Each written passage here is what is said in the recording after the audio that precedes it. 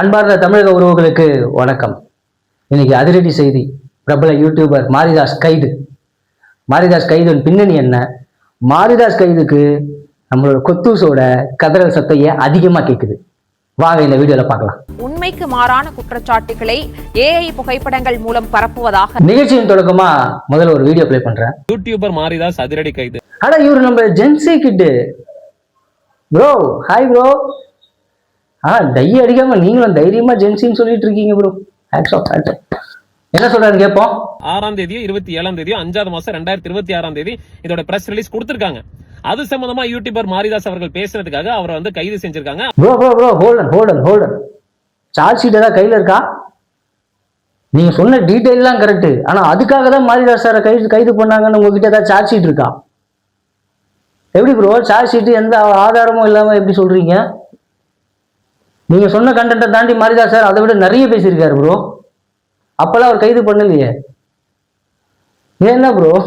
மக்களே, மாரிதாஸ் ஏன் கைது செய்யப்பட்டார்? அதுக்கு நான் ஒரு ஸ்கிரீன்ஷாட் போடுறேன். ஜென்சி கிட்ட இருக்கும்போது நம்ம கிட்ட ஒரு ஸ்கிரீன்ஷாட் இருக்காதா? பாருங்க. மாண்புமிகு அமைச்சர் கீர்த்தனா பத்தின ஒரு ஏஐ போட்டோவை ஷேர் பண்ணியிருக்காரு. அது மட்டும் இல்லாம அவங்களோட பர்சனல் விஷயத்த அவதூறா பேசியிருக்காரு. இதுக்கு பேர் அவதூறா இல்லையா?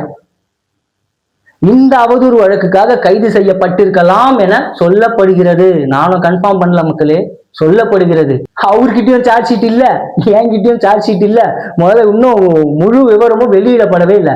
அதுக்குள்ள இந்த டை அடிக்கிற ஜென்சி கிட்ஸ் எல்லாம் வந்து மக்களை மேனிபுலேட் பண்ண ட்ரை பண்றாங்க. ஏன் ப்ரோ?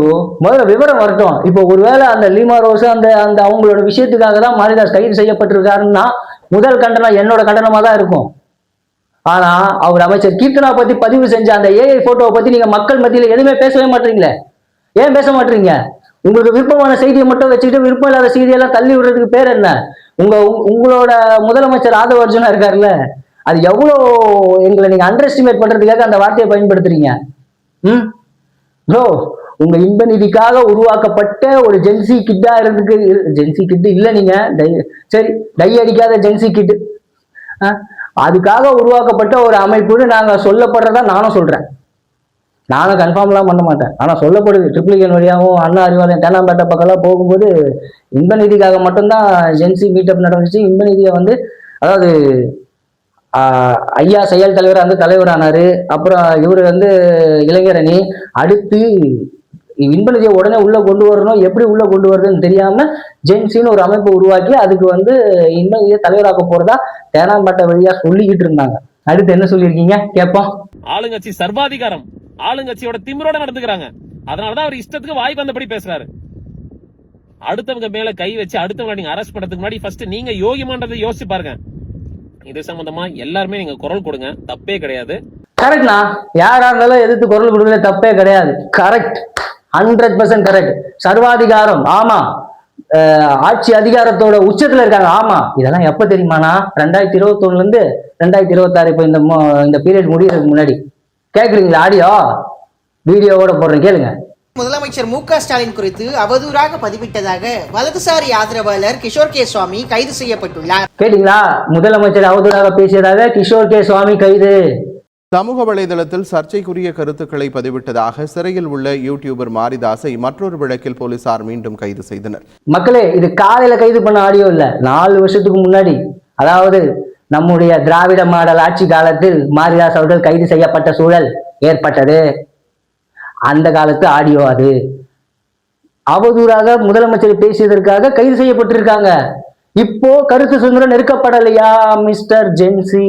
டை அடிக்காத Gen Z boy bro sir. Tie அடிக்கலைனால வந்து ஜென்சினா எனக்கு தம்பி ரேஞ்ச் வரணும். ஏன்னா நான் ஜென்சி கிடையாது.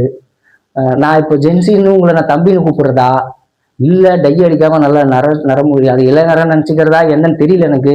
ஸோ அதுக்காக நான் உங்களை அண்ணான்னு கூப்பிடுறதா எப்படி காமனா ப்ரோன்னு வச்சுக்கிறேன். ப்ரோ, இவருக்கு மட்டும் தனி முதலமைச்சர் ஆதவ அர்ஜுனா வந்திருக்காரு. நமக்கெல்லாம் முதலமைச்சர் சிஎம் விஜய் சார், இவருக்கு மட்டும் ஆதவ அர்ஜுனா தனி முதலமைச்சர். தெரியுதுங்களா? மக்களுக்கு எல்லாம் புரியுது. அதனாலதான் இவங்களால வந்து அந்த ஃபயரை இவங்களாலே அந்த என்ஜின் அந்த ஃபயர் என்ஜின் வண்டியை வச்சு அணைக்கவே முடியல. தினமும் கொழுந்து விட்டு எரிஞ்சுக்கிட்டே கிடக்கு.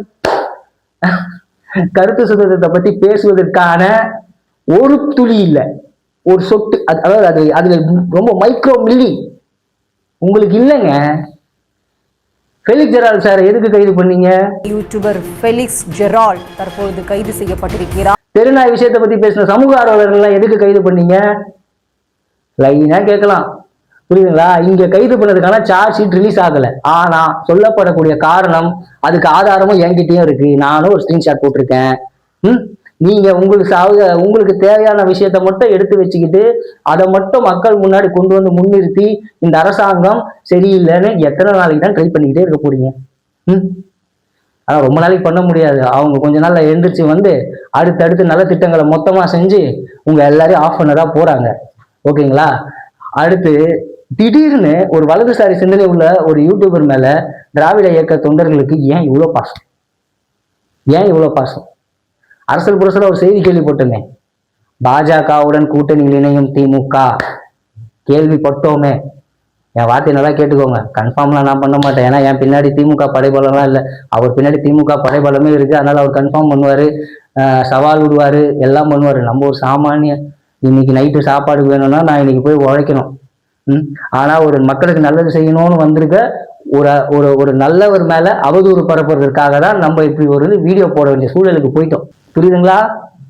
ஜென்சி ப்ரோ, கை அடிக்காத ஜென்சி ப்ரோ. இவங்களுக்கு ஏன் அந்த சிந்தனை வந்திருக்குன்னா, மாரிதாஸ் கைது மேல ஏன் இவ்வளவு பாசம் வந்திருக்குன்னா, ஒருவேளை இருக்குமோ பாஜகவோடு இணையும் பிளான் இருக்குமோ? அதனாலதான் அண்ணாமலை அவர்கள் கட்சி தொடங்கும் போது அமைதியாக இருந்தார்களோ அப்படின்னு மக்கள் கேள்வி கேட்கிறாங்க. தொடர்ந்து அடுத்த வீடியோல சந்திக்கலாம் மக்களே. நன்றி. அரசியல நம்ம தலையிடணும், இல்ல அரசியல் நம்ம வாழ்க்கையில தலையிடும். போராடுவதே கடமை.